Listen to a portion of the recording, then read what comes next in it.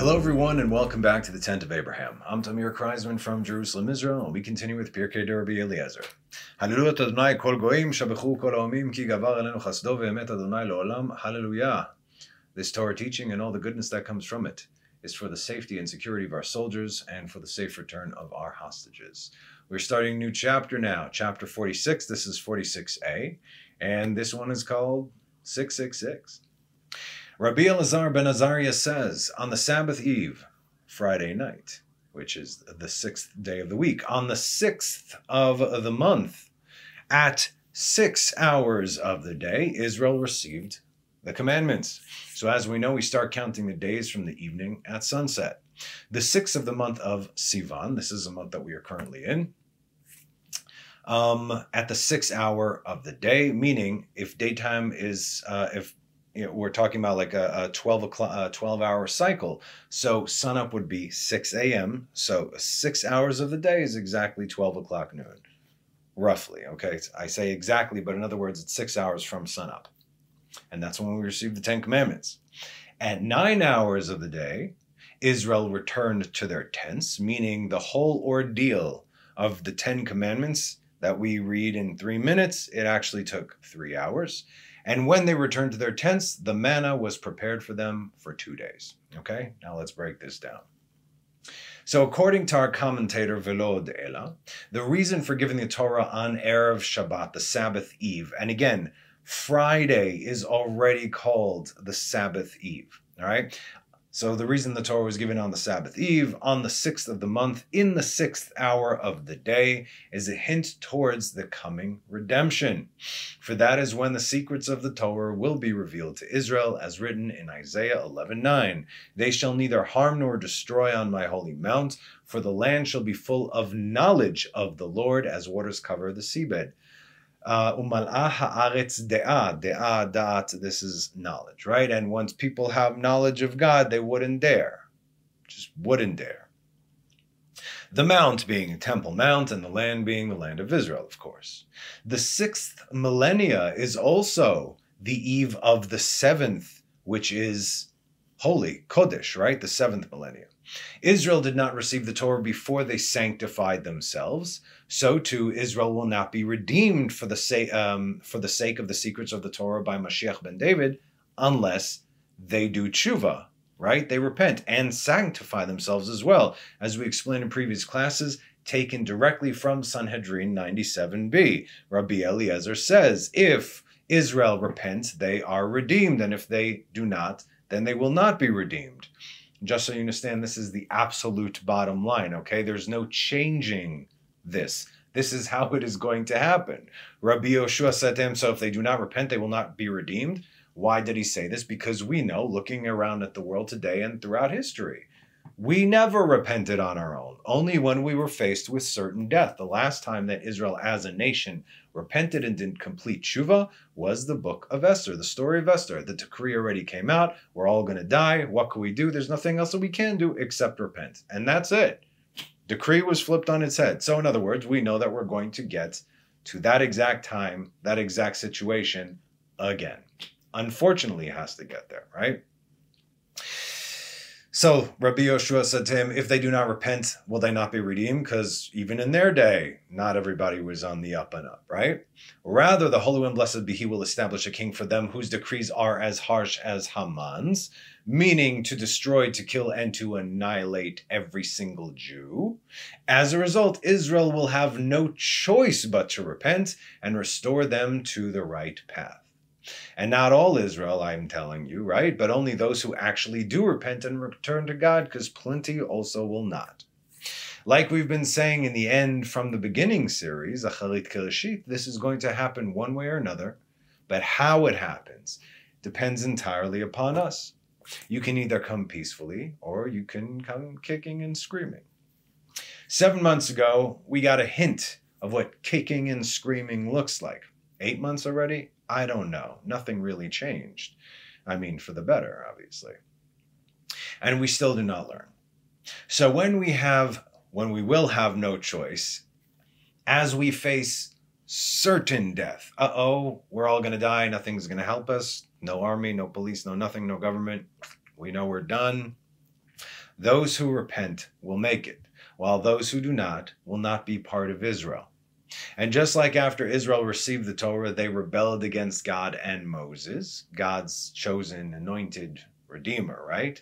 So too after the revelation of Mashiach, he will hide himself once again, as they will rebel against him and his divinity that is to come, okay? Not all of Israel, but a large portion of Israel, right? That they're going to have difficulty accepting at this point. What do you mean? That guy's Mashiach? How could this possibly be? Right? So after this, once again, Mashiach will reveal himself, and Israel will acknowledge his divinity, as said in Isaiah 11:2, and the Spirit of the Lord shall rest upon him, a spirit of wisdom and understanding, a spirit of counsel and heroism, a spirit of knowledge and fear of the Lord. And then they will be refined and cleansed, just as Moses did for Israel after 40 days. And everything that took place at the giving of the Torah is what will happen at the time of the redemption, and these all go in sixes, apparently. Just, you see how far off the idolaters are, right? From the action. It's not a bad thing. Plus, 666 is also chai, means life. 18, it's a good thing, but to them it's a bad thing, of course. So here's something else interesting for you. If you read the first account of creation in Genesis chapter 1, you will see that at the end of every day, the following is written. We'll start with verse, we'll go 5, 8, 13, 19, 23, and 31, right? The end of the days. And God called the light day, and the darkness he called night, and it was evening and it was morning one day, Yom Echad, right? And God called the expanse heaven, and it was evening and it was morning a second day, Yom Sheni, and it was evening and it was morning a third day, it was evening morning a fourth day, it was evening and it was morning a fifth day. And God saw that all he made, and behold, it was very good. And it was evening and it was morning the sixth day, Yom Hashishi. All the other days was Yom Echad, Yom Sheni, Yom Shlishi, Yom Revi, Yom Chamishi, Yom Hashishi instead of Yom Shishi, right?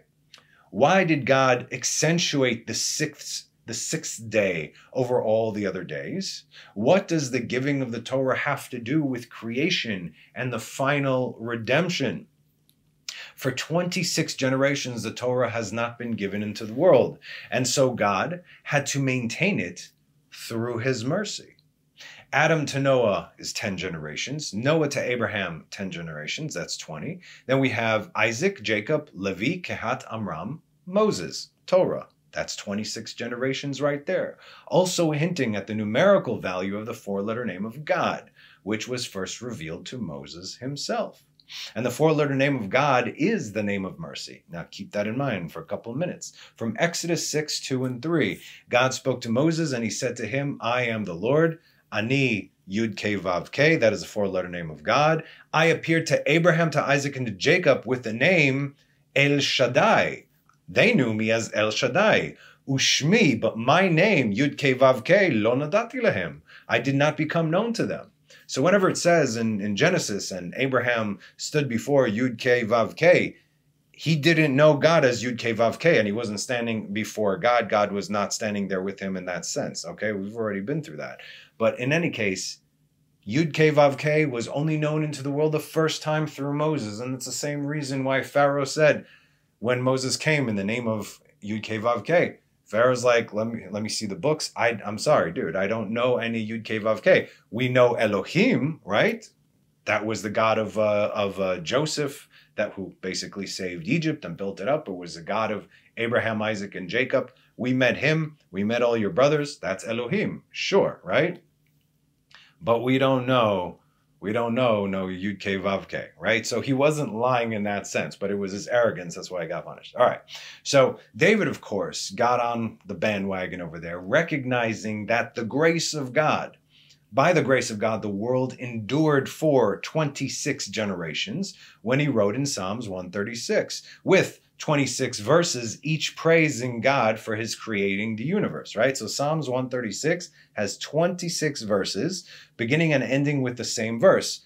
Give thanks to the Lord because he is good, for his kindness is eternal. Hodu l'Adonai ki tov, ki l'olam chasdo. Ki l'olam chasdo, ki l'olam chasdo. That's how it is, right? From the beginning to the end. Now it says this in Masechet Shabbat 88a.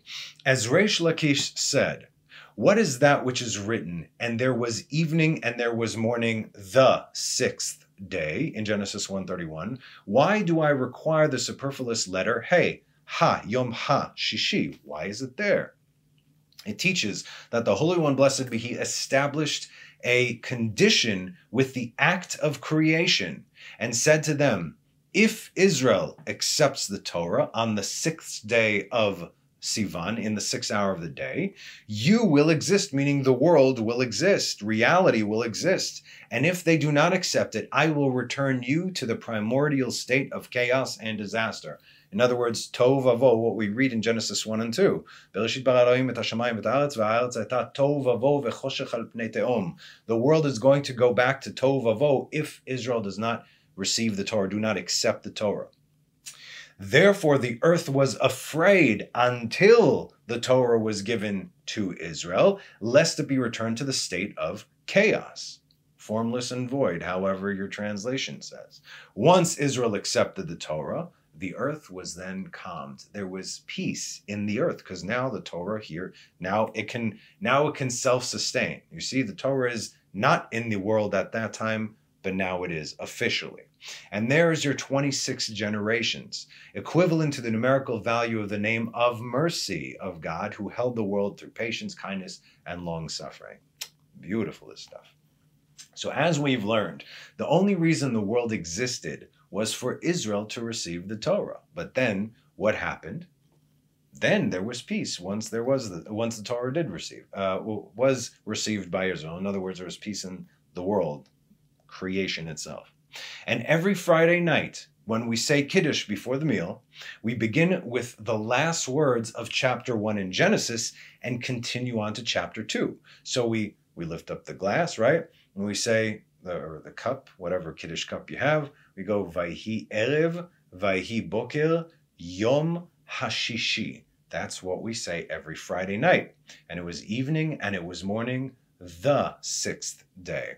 And so every Friday night, which is the culmination of the 6th day entering into the 7th, we state that on the 6th day of the week, we prepare for the Sabbath, the eternal rest, as well as the 6th day of the month, where all of creation truly rested because Israel received the Torah, and that is the 6th day of Sivan, the day when we received the Torah.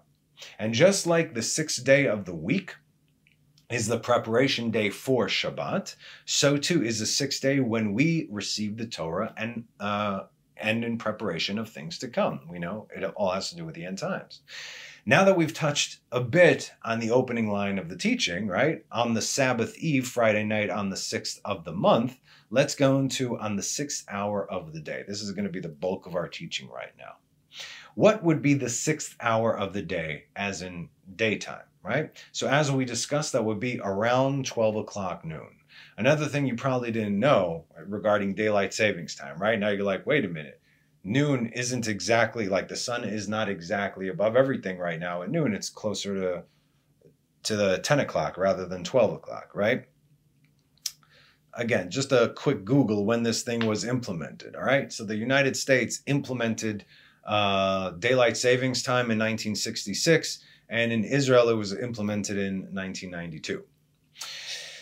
This, they say, is to save electricity with the longer hours of daylight, as well as inspire the workforce to be more productive with longer work hours and or spending the rest of the daylight hours out and about, spending your hard-earned money, putting it back into the system, into rotation. So do you realize, again, going through this, you realize we're actually doing the money laundering for the governments? Yes, based on this system that they gave us, that they implemented. This switch that they did is actually killing us slowly, as this is not the way the times of God had created the world. Very, very different. It's not supposed to be so light, so late in the day. It gets dark. It's stars come out right now, what is it, at 8:31 p.m.? That's insane. We were never meant to go to sleep that late, which thanks to this farce we do, and yet we still have to wake up at the same time in order to go to work, to school, or join society in general. So in other words, you're awake longer hours, you're working longer hours, you're spending more money, you're partying, doing whatever it is that you're doing, and yet you still have to start the day at the same time. The day doesn't start later just because of that, right? I always wondered, since I'm always reading about how the sages stayed up all night until the morning learning Torah, and again, then either going to work or continuing their studies. So when did the sages actually sleep, right? This is simple. The sun sets at anywhere between 4:45 and 5:30, depending on the time of year. You daven Mariv, you go to sleep. End of story. You wake at Chatzot HaLayla, which is midnight. Again, it varies. Midnight in winter is, biblical midnight at winter is like, I'd say between 11:20 and 11:40. And in the summertime, midnight is, I think it starts at 12:40, depending where you are in the world. But it keeps getting later and later. So it's already way past midnight. But we're talking in biblical terms here. So when I say midnight, it doesn't mean 12 a.m. Okay, it means biblical midnight.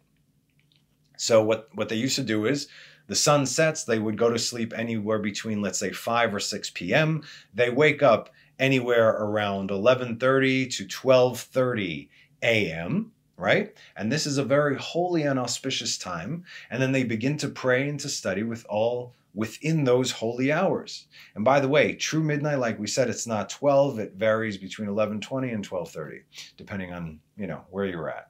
So they have their 6 to 7 hours of sleep.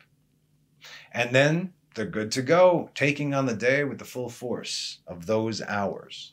And so if sunrise is around 6 a.m., as it should be, then 6 hours in the day should be around noon. But more importantly, this is the focus, and the time where the sun is in the center of the sky. And the day is brightest, and all this is for a reason. Genesis 18:1.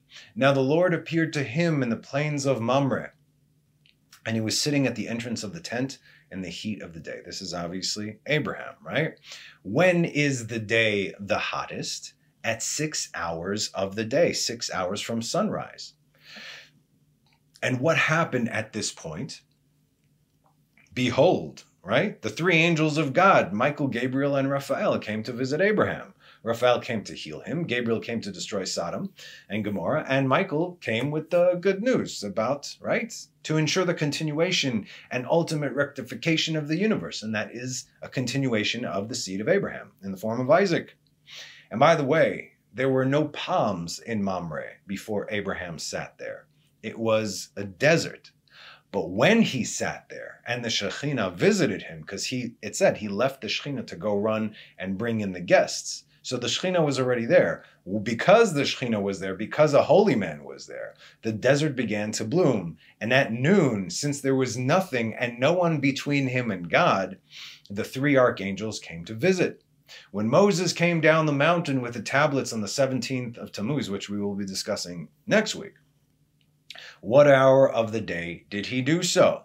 It was exactly 24 hours before the Erev Rav instigated the golden calf. Exodus 32:1, when the people saw that Moses was late coming down from the mountain. Let's throw that away. Let's look at the Hebrew. Vayera ha'am ki boshesh Moshe. What is boshesh Moshe? Don't read it as boshesh, but rather read it as beshesh. What is shesh? 6. As in, and the people saw that it was the 6th hour of the day, and Moses had not yet arrived. Now, I would even say that it wasn't even Israel who miscalculated, but rather the Erev Rav who did what they do, and they started sowing confusion between us. Now, this is not to say that Moses came down the 24 hours after this happened.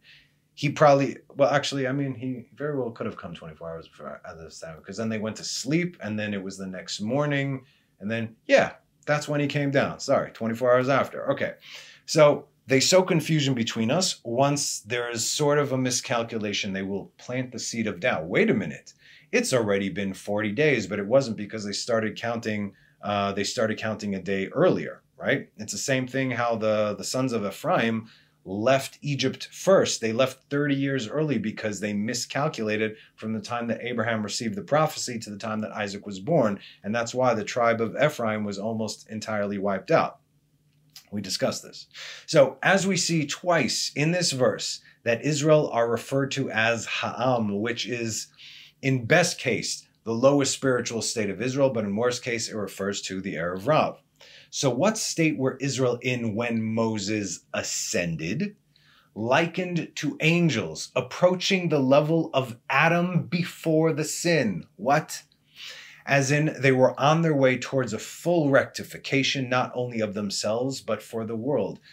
Death was suspended from creation at this point. Just like there was no death in the world at that time, there was no death in the world at this time.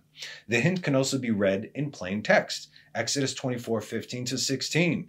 And Moses went up the mountain, and the cloud covered the mountain. And the glory of the Lord rested upon Mount Sinai, and the cloud covered it for 6 days. And he called to Moses on the 7th day from within the cloud, meaning the eve of the 6th, right? Now, I found a source in Midrash Rabbah that brings these examples together. Bereshit Rabbah 18, from Genesis 2:25. Now they were both naked, the man and his wife, but they were not ashamed. What does it say in Hebrew? Vayihu shneim arumim ha'adam ve'ishto ve'lo itbosheshu. Did you hear the word that was in this? Itbosheshu, ashamed. Ve'lo ivoshu. That's how you say ashamed. But what is this lo itbosheshu? We have a 6 right in the middle over there. So, they were both naked. Lo itbosheshu. Rabbi Eliezer says, there are 3 who did not spend 6 hours in peace and tranquility, and they are Adam, Israel, and Sisera. We're going to get into Adam and Israel. Sisera is not relevant for now. We'll just discuss the verse. Adam, as it's stated, and they were not ashamed, velo itbosheshu, like we just read, not even 6 hours passed with him being in peace and tranquility. There was sexual immorality done before that, right? Before 6 hours. We learned all about this when we discussed Adam and what happened in the garden in the earlier chapters of Pirkei de Rabbi Eliezer. Feel free to check it out. Israel, as stated in Exodus 32:1, when the people saw that Moses was late, right? Vayera'a ha'am ki boshesh Moshe laredet min ha'ar, vayikahel ha'am, right? We see ha'am. Okay, so we see it in Genesis. We see it right here now. Israel was in that state of Adam before the sin. Okay, this could have been that rectification. And Sisera, as stated, why does this chariot tarry boshesh to arrive? Judges 5:28. So we see a direct correlation here. And something else beautiful that the Radal said about the 6 hour of the day is that is the time that there are no shadows. And if you think about it, this makes perfect sense. Shadows, what is shadows? That's darkness, right? But if you shine the light on them, there are no shadows, right? If the light comes from directly above, it can't cast a shadow on anything. There's no shadows. There's nowhere to hide. Darkness has nowhere to hide, which reminds me of the verse in Song of Songs 4:6. Until the sun spreads and the shadows flee, I will go to the mountain of myrrh and to the hill of frankincense. Ad she'afuach hayom v'nasu hatzlalim.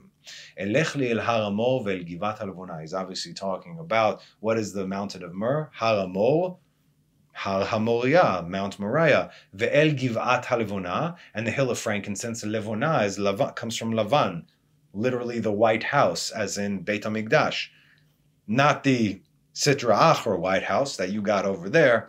We're talking about the original. So that mountain and that house, up and down, above and below. This is not to say that at noon there are no shadows. Yes, but there's a deeper understanding here, obviously. People go, well, that's not what we're talking about. Where something casts a shadow, it blocks out the light, but without any shadows, the light hits everything. Case in spiritual point.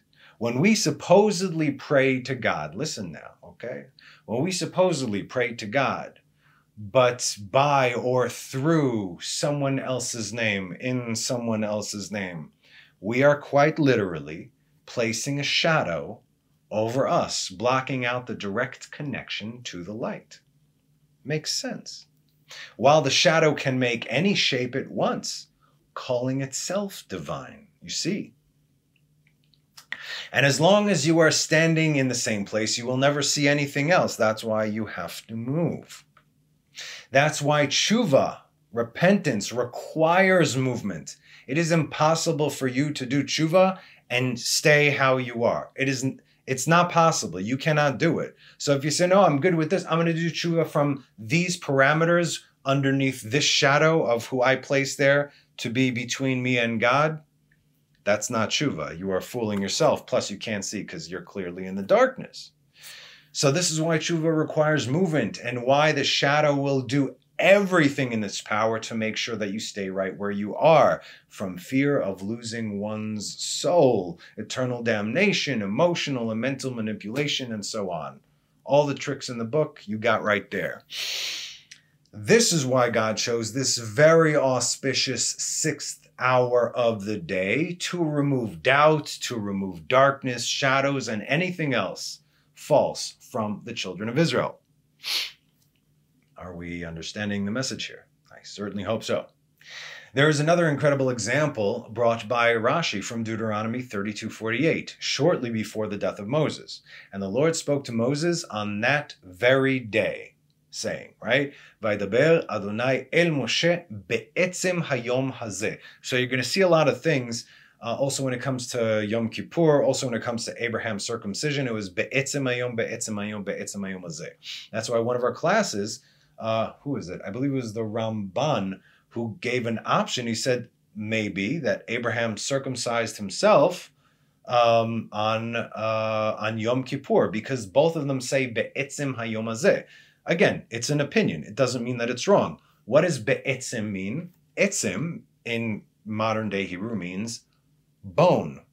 Atzamot are bones. Etzem is bone. Where's the bone? It's in the center. Like everything is based on the bone. So when you speak to somebody and someone's, let's say, beating around the bush, you can say, Az be'etzem mata omer, or mata be'etzem homer.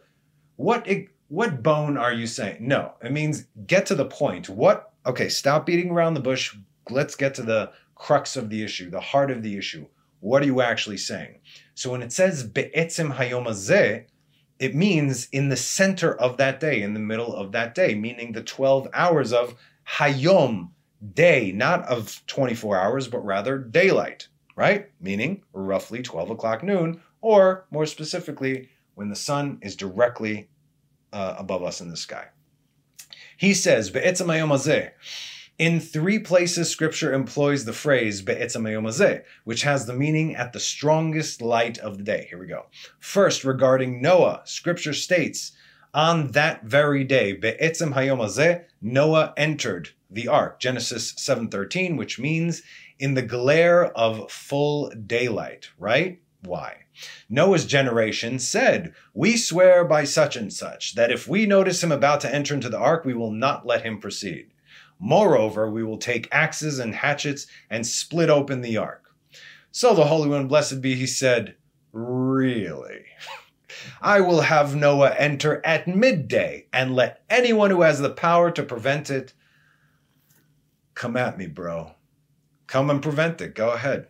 That's why. Second, regarding Egypt, Scripture says, on that very day the Lord brought the children of Israel out of the land of Egypt. Exodus 12:51. Be'etzem hayom hazeh, right? The Egyptians said, we swear by such and such, by the Lamb God, that we will, if we notice them about to leave, we will stop them, and not only that, we will take swords and other weapons and kill them. So the Holy One, blessed be he, said, I will bring them out in the middle of the day, and let anyone who has power to prevent it come and prevent it. This is something very interesting, because as we know, when did they leave? They left shortly after midnight, right? So how could it be in the middle of the day? How do I explain this to people right now without freaking you out? So there are, well, God basically made it as light as day in the middle of the night with another massive body that could easily be mistaken for the sun. It's coming. We'll see it soon. So when you see 2 suns in the sky, by then it'll be too late. Anyway, let's continue. Likewise here, regarding Moses' death, Scripture states, On that very day, be'etzem hayom hazeh, like we just read, the children of Israel said, we swear by such and such, that if we notice Moses ascending the mountain to die, we will not let him do so. The man who brought us out of Egypt divided the Red Sea for us, brought the manna down for us, made flocks of quail. Did I say Red Sea? It's written Red Sea, but it's a Sea of Reeds, Yam Suf.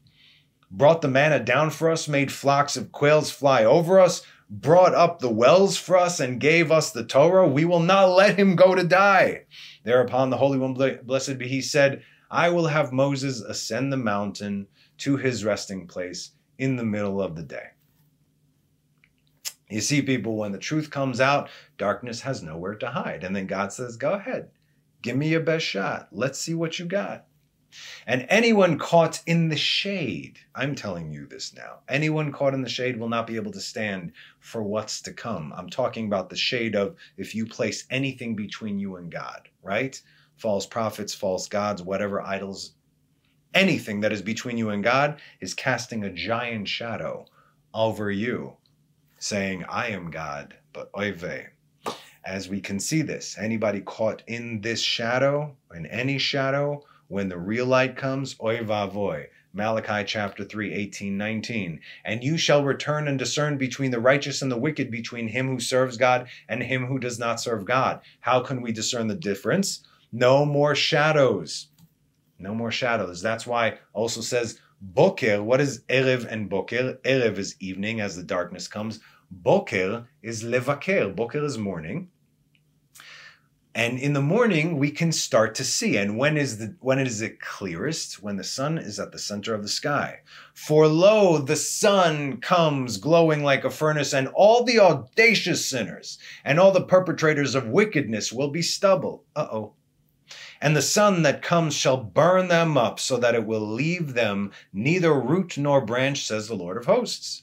And what about those who have been standing in the light, meaning the true light, without putting anybody between them and God this whole time? Verse 20, and the Son of Mercy shall rise. It's the same sun, by the way, with healing in its wings. Oh, yeah. Never mind. With healing in its wings for you who fear my name. Then you will go forth and be fat as fatted calves, and you shall crush the wicked, for they will be as ash under the soles of your feet. On that day I will prepare, says the Lord of hosts. Don't even worry about it, okay? Whoever needs to be out will be out. Whoever needs to be in will be in and will be here. It's all good. God doesn't miss anything. Everything is exactly how it needs to be. When God wants to make a point, he does so that there can be no question, all right? No question. As said in Exodus 7:5, and the Egyptians shall know that I am the Lord when I stretch forth my hand over Egypt, and I will take the children of Israel out of their midst. There will be no question and no mistake. And then when that's going to happen, you're not going to be able to hide under those shadows anymore. What, you think the plague of darkness happened at night? No, it did not. It started when there was light. So what is the significance of the 6th hour? Let's look at this. What happened at this time on the 6th day of creation regarding man? This is interesting. We covered it also in Pirkei Rabbi Eliezer. Here are a few other sources. From Masechet Sanhedrin 38b, Rabbi Yochanan Bar Chanina says, daytime is 12 hours long, like we discussed. In the first hour of the day, we're talking about Adam, right? His dust was gathered. On the second hour of the day, an undefined figure was fashioned, meaning that's like before the formation, there's creation. In the third, his limbs were extended. In the fourth, a soul was cast into him. In the fifth, he stood on his legs. What happened on the sixth? In the sixth, he called the creatures by the names he gave them. So again, Adam named all the creatures, all the living things. In fact, Adam named everything else too. That's why everything fell with Adam. When you name something, you take ownership over it. And so what? He named the dogs and the cats and the this and the that. They were not dogs as we know it today. Neither was Adam physical when he named them.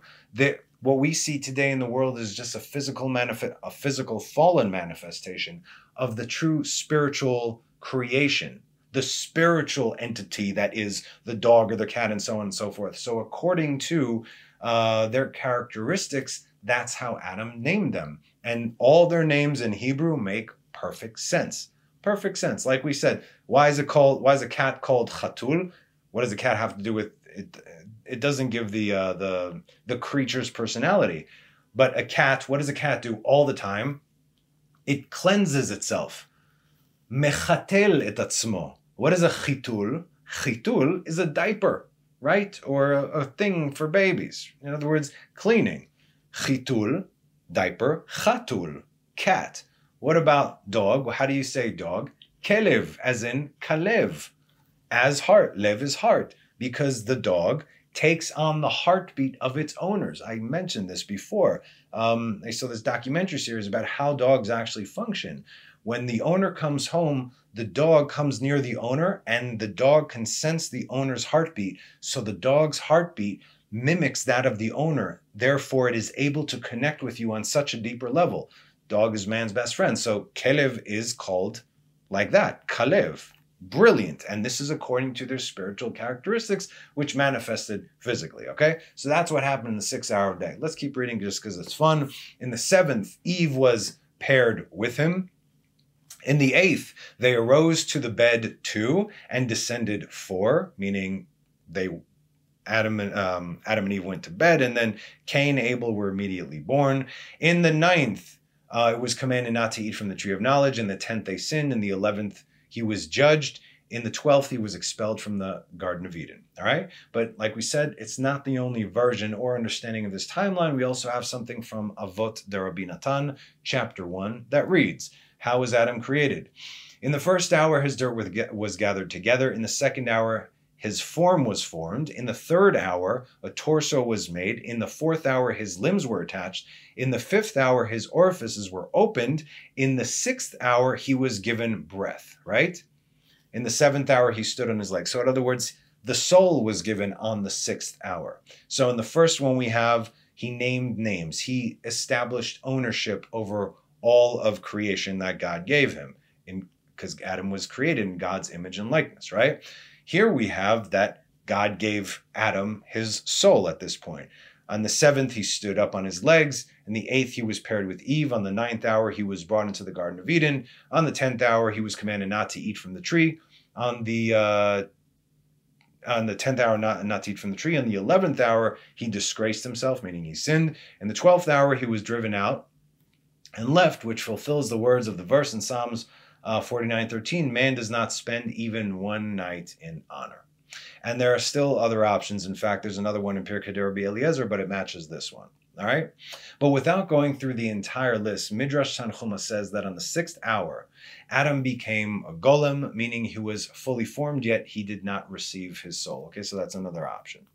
The reason these hours are so important is because our sages say that if you can actually figure out the exact timeline of those 12 hours, incorporating them properly within the 6th millennia, the last 1,000 years that we are in, you can actually figure out when Mashiach is going to come.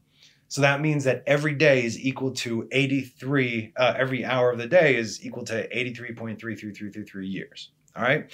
So that's your cycle. It's like an 83-year cycle. However, we don't know exactly that our calendars are correct. Where do we start counting this from? And when do we start counting, okay, that Mashiach can potentially come? Was it before they sinned, so he's coming to stop that from happening? Before there was a unification? When Adam received his soul? We are not exactly sure. But that's the formula, all right? Now you can try. I'm sure plenty of you will. But I promise you that you will not be able to figure this out. And this is by design. So in essence, you're really wasting your time. The answer can be right in your face, okay? And often the answer is right in our faces, but you will not be allowed to see it because God has to open your ears to this reality, and there's a reason that it cannot be seen. I'll give you an example. There's actually a story recorded that Rabbi Nachman from Breslov, right? His top student is Rabbi Natan. And it was Rabbi Nachman, Rabbi Natan, and 2 other of his students were sitting in the back of a carriage. and they were going along the way. And Rabbi Natan writes this. He says that at that moment, Rabbi Nachman started telling them all about the redemption, when it's going to happen, how it's going to happen, who Mashiach is going to be, and so everything that's going to go down, detailed, okay? Exactly when it's going to happen. And then when they arrived at their destination, or before they did, Rabbi Natan turned to the other students and he says, can you believe that? Wow. And they said, believe what? He said, the rabbi was telling us about Mashiach. And they're like, we didn't hear anything. So they were there. They're like, whoa, word, man. But they got, nothing came in, nothing remained. Right? All these things are hidden from us until the time where we need to see them. And there's a reason for the hiddenness, especially now. We're in the greatest time of Aster Astir Panai Mehim, as said in Deuteronomy 31:18, and I will hide my face on that day. Va'anochi Aster Astir, it's a double hiding, not Astir Panai Mehim. I will surely, will I hide my face from them, because of all the evil that they have committed when they turn to other deities. There you go. So why do we learn these things when we know that we won't be able to see them? Why do we do all this? This is all a preparation. We do this so that when the veil is lifted, slowly but surely it is being lifted, that which we learned, the knowledge and wisdom that we have acquired. You don't just receive this, you have to toil for this. Based on our efforts in toiling in Torah, God will give us understanding. Understanding only comes from God. He will give us understanding to the times that we are in, as said in Daniel 12:10. They will be clarified and whitened, and many will be purified, but the wicked will pervert them. If you take the word of God and you make it to fit your agenda, you're called wicked and you're not going to understand him. And all the wicked will not understand. You will not receive understanding. Not until the last day. But the wise will understand. V'hamaskilim yavinu, will receive binah, understanding. What is hamaskilim? It doesn't say wise. Maskil is, let's say, haskalah gvoaz. University is called higher education. Those that learn, those that educate themselves. Not that those who take our works and say, yeah, let's do this now, because that's how it is and that's where you're looking. You just cast a giant shadow over yourself, and that's where you're going to stay, unless you get real and get out of that shadow. Good luck. It's not easy, I know. Rabbi Elazar ben Azariah says, so again, let's go through this again. On the Sabbath eve, meaning on Friday night on the sixth day, on the 6th hour of the month, at 6 hours of the day, on the 6th day of the month, at the 6th hour of the day, Israel received the commandments. At 9 hours of the day, Israel returned to their tents. Okay, what does this mean? Why did Israel have to return to their tents? Because they had to prepare for Shabbat. As we know now, from 9 hours in the day, meaning, let's say at least starting from 3 p.m., one may no longer do any work that does not pertain to the Shabbat preparations. Since it was 3 p.m. and Shabbat would be coming in within the next couple of hours. Because remember, Shabbat is 25 hours, not 24 hours. It starts an hour early, but it ends exactly when the stars come out the following night. This was already getting close to evening time, as the time should be. Meaning the whole ordeal took 3 hours. Like we said, what takes us about 3 minutes to read. And when they returned to their tents, the manna was prepared for them for 2 days. Why? Because God takes care of his people, and we are commanded not to work on Shabbat. And what does it mean not to work on Shabbat? Like we said, at the later hours of Friday, it's already considered Erev Shabbat. And so when we say Kiddush on the third meal of Shabbat, Seudah Shlishit, it includes the verse from Exodus 16. And Moses said, eat it today, for today is a Sabbath to the Lord. Today you will not find it in the field. And then we're going to jump to verse 29, which we continue. See that the Lord has given you the Sabbath. Therefore, on the 6th day, he gives you bread for 2 days. Let each man remain in his place. Let no man leave his place on the 7th day. So the people rested on the 7th day. This we say it's part of the Kiddush for the third meal. See how much God does not wish for us to be bothered or troubled. He gives us a double portion on Friday that we could take for 2 days. And therefore, says our text, Israel rested on that Shabbat, delighted in the joy of the Chag, Shavuot, that they had just witnessed, where they heard the voice of the Holy One, blessed be He, as said in Deuteronomy 5:23. For who is there of all flesh who heard the voice of the living God speaking from the midst of the fire, as we have, and lived? But wait a minute, heard a voice? Did it not say in Exodus 20:15, and all the people saw the voices? Because it did, right? This is not a mistake, obviously. There are two accounts, one from the general account, and the other from Moses' account. So what are we explaining over here? This shows us the difference between hearing and seeing. Since it was written that they saw in Exodus and heard in Deuteronomy, that means that both these things took place. In other words, and it says, and they heard the sounds of the trumpets and the shofars, but not only that, they also heard the voice of God. So here's what the Radal says. Everyone heard equally, meaning they heard exactly the same thing. Why did it have to happen like that? So there shouldn't be any misunderstanding as to the laws given.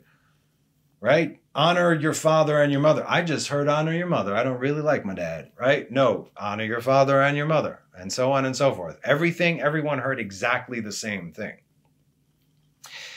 As far as seeing goes, that's already another story. So yes, everyone saw, but what did they see? They saw the deeper meaning of the words that which they heard, and the catch, that is that they all saw differently.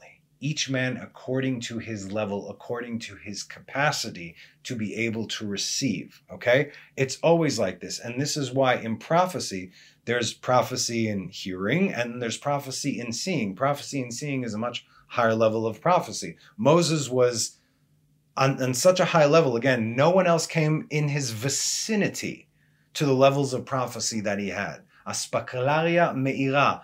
It was as if, let's say, if he got a glimpse of whatever, he was physically there in a whole 3D thing, and yet 4 and 5 and 6 and 7 dimensions, being able to comprehend all the worlds simultaneously.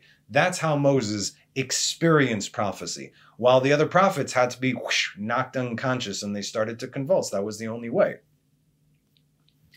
Okay, so each man according to his capacity. Why? Because not all souls are on the same level. There are greater and higher souls, right? Like Moses, the patriarchs, and all our heroes in the Torah. And the lower souls, likely those who are not mentioned by name in the Torah.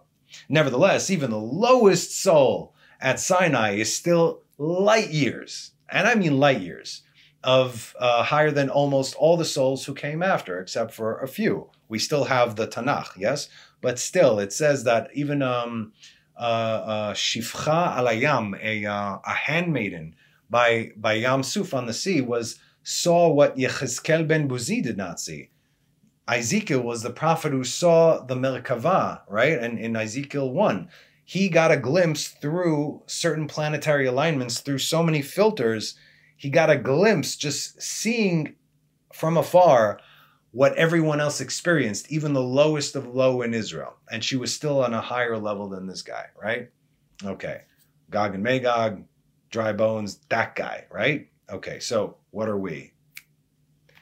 Nothing. All right. So like we said, even the lowest saw it was greater than what we could possibly imagine. The Holy One, blessed be He, said to Moses, Belashon nekiya. What is lashon nekiya? Literally translated as a clean tongue. But what it means is in plain speech. What did God tell Moses in plain speech? Now, did God have to speak to Moses in plain speech? No, there was a complete open channel of understanding over there. Nothing even needed to be spoken. As Moses was speaking, that God was speaking to Moses as the words were coming out of Moses' mouth to the people, right? It wasn't, okay, this and this and that. God said, God said, da, da, da, da, da. That's how it came out with Moses, all right? So what does this mean plainly, to speak plainly? God makes you understand what he wants to convey, right? But rather, this plain speech was for our sakes, for Israel's sake. As he said, go and tell Israel, let every man go into his tent, as said in Deuteronomy 5:27. Go, say to them, return to your tents. But it says in Hebrew, Lech emo lahem, shuvu lachem leohalechem. Shuvu lachem, return for your sakes. Shuvu lachem, not shuvu leohalechem, don't return to your tents, return for your sakes to your tents. This is for you. Now, why would God give a command? Because this is a command, right? Why would God give a command to Israel to return to their tents? Well, it was Friday night after all, right? And if you did not know, Friday night and midnight is the most auspicious time for a husband and wife to be together. That morning when they were woken up, they had to go clean themselves. Remember, they were woken in the morning, but they only received it at noon. Why? Because we're talking about millions of people standing exactly where each and every individual needs to stand. There's a cleansing preparation. There's a whole soul cleansing preparation as well. And they had to stand every man, woman, and child over there. And then everything had to happen exactly how it had to happen. So in other words, it took time. So what are we saying over here? They already woke up in the morning. They already went to the mikveh in order to receive the commandments in purity. They were in the perfect state of mind. They had just received the 10 commandments. They went to get the manna. Now they're going back happy to their tents. And then from that highest point that any human had achieved till this very day, when the man and wife were at their spiritual peak, it was time to bring some new souls into the world. You dig? And so from this we learn, says our text, that Moses was no longer intimate with his wife from the day the Torah was given to Israel, as said in the very next verse in Deuteronomy 5:28. But as for you, Moses, tell them to go back for their sakes to their tents. But as for you, stand here with me. And I will speak to you all the commandments, the statutes, and the ordinances which you will teach them. But the point is, you're not going back to your tent. So we understand from this that Moses was not with his wife. However, it's important to note that it says in the Zohar regarding Moses no longer being intimate with Zipporah, his wife. The understanding is that this already happened, starting when? When God spoke to Moses at the burning bush. Exodus 3:5 says, and he said, do not draw near, take your shoes, plural, off your feet, because the place where you stand is holy soil, right? What is the significance of one removing one's shoe? Shoe, singular. Let's find in Ruth 4:7-8. Now, this was the custom in former times in Israel concerning redemption and exchange. To confirm anything, one would remove his shoe, one shoe, and give it to his fellow. And this was the attestation in Israel. And the near kinsman said to Boaz, buy it for yourself. And he removed his shoe. Okay, I don't want to marry her. You want to marry her? Here's your shoe. Now I'm making a deal. Here we go. We're married, right? That's the sign. And then Boaz took Ruth as a wife. And where else have we seen a removal of one shoe? Joshua 5:15.